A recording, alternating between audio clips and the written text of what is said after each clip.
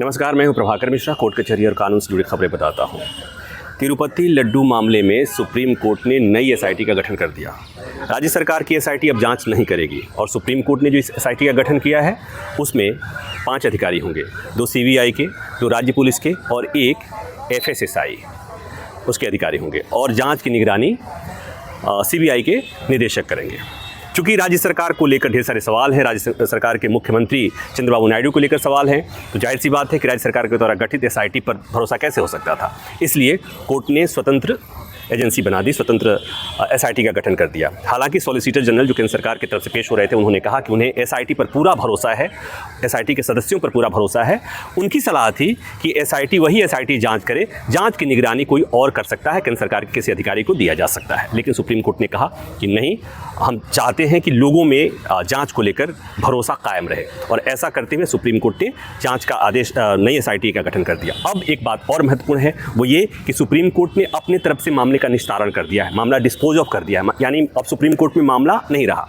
जांच के लिए कोई समय सीमा तय नहीं है, जांच की रिपोर्ट कहां जाएगी इस संबंध में कोई बात नहीं है। मतलब एसआईटी जांच करेगी, जांच में कुछ ऐसा मिलता है तो वहां पर उस संबंध में कार्रवाई क्या होगी वो स्टेट पुलिस शायद तय करेगी। सुप्रीम कोर्ट ने इस मामले को यहीं पर खत्म कर दिया है अपनी तरफ से।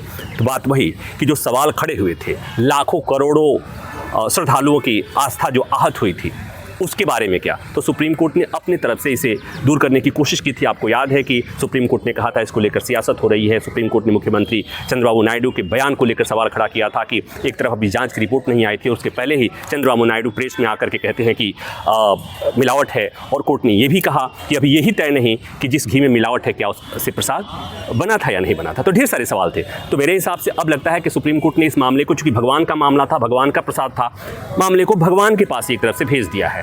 और कहते हैं कि आस्था बनते बनते बनती है, एक दिन में कोई आस्था ऐसे बिखरती नहीं है।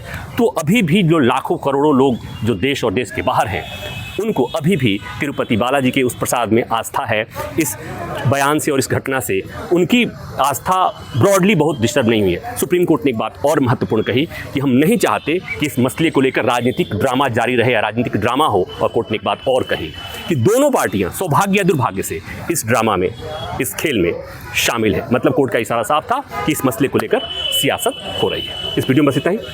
Thank you.